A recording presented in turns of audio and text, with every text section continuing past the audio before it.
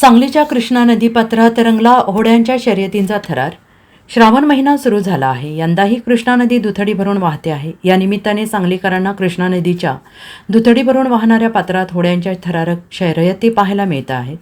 अनेकांनी याचा किनाऱ्यावर उभं राहून आनंद लुटलाय. केशवनाथ मंडळाने ही पारंपरिक होड्यांची शर्यत आयोजित केली आहे.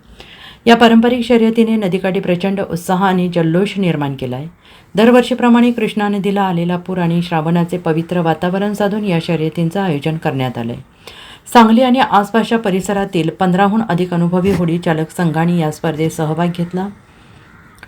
प्रत्येक संघाने विजयासाठी अफाट चुरस दाखवत आपली ताकद आणि कौशल्य पणाला लावले. जसा ढोल ताशांचा निनाद कृष्णा नदीच्या काठावर घुमू लागला तसा उपस्थितांमधील उत्साह शिगेला पोहोचला. नदीच्या दोन्ही काठांवर सांगलीकरांनी प्रचंड गर्दी केली होती. लहान मुलांपासून ते वयोवृद्धांपर्यंत सगळेच जण शर्यतीचा थरार अनुभवण्यासाठी उत्सुक होते. पाण्याच्या लाटांवर वेगानं धावणाऱ्या होड्या, त्यांची वल्हवण्याची कला, प्रत्येक संघानं दिलेला जोरदार प्रतिसाद यामुळे वातावरणात एक वेगळीच ऊर्जा संचारली होती. प्रेक्षकांचा कल्ला, टाळ्यांचा गजर, भारत माता की जयचे नारे यामुळे कृष्णा नदीचे पात्र खऱ्या अर्थाने दुमदुमून गेले होते.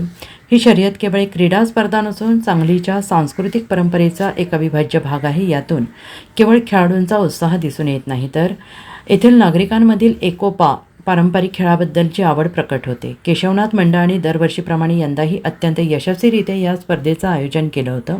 त्यामुळे सांगलीकरांना एक अविस्मरणीय अनुभव दिला. येत्या काळात ही परंपरा अशीच पुढे चालू राहील अशी आशा सांगलीकरांनी व्यक्त केली. Bureau report, SBN Marathi, Sangli.